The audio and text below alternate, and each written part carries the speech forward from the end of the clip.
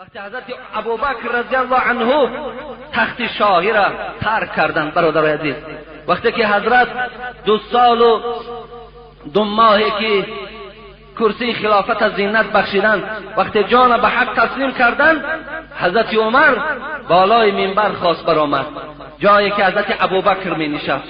آمد در جایی که حضرت ابوبکر می نشست، اون جای برای خود اختیار نکرد، در جای قدم ابوبکر نشست.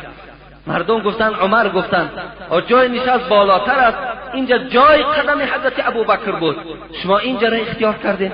گفت برادرای عزیز، گفت اگر گفت شرف و برکات پای حضرت عمر پای حضرت ابوبکر برای عمر رسد، همینش برای من کفایت میکند. گفت من لایق نیستم که در جای ابوبکر نشستن من برای خود اونجا را اختیار کنم.